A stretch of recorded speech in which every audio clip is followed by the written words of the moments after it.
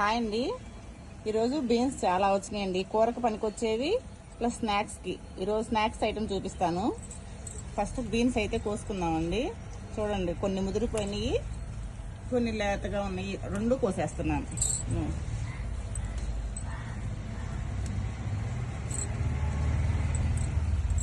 ఇది కూరకు పనికొస్తుంది.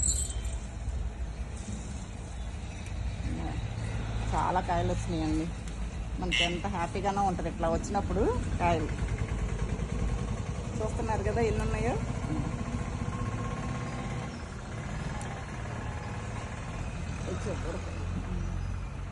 ఇంకా ముందుకున్నాయి కదండి.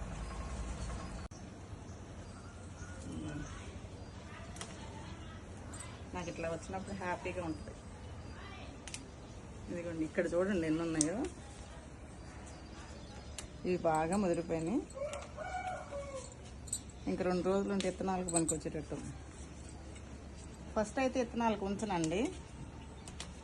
కొన్ని కాయలు మనం వాడుకున్నాకే విత్తనాలకు ఉంచుతాను.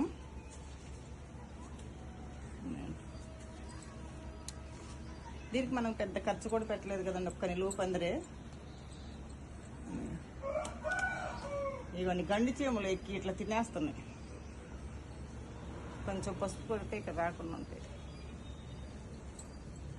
ఎందుకని చూడండి ఎన్ని కాయలు వచ్చినాయి మనకి ఈరోజు.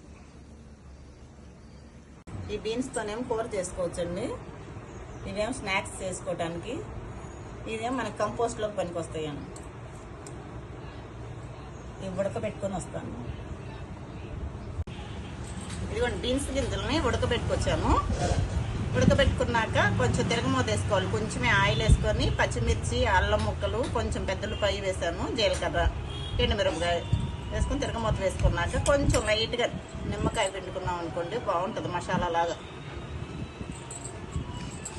పిల్లలు బాగా ఇష్టంగా తింటారండి అది.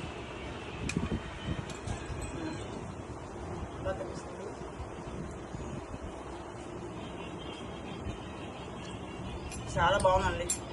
అరే డోరు తిందురా.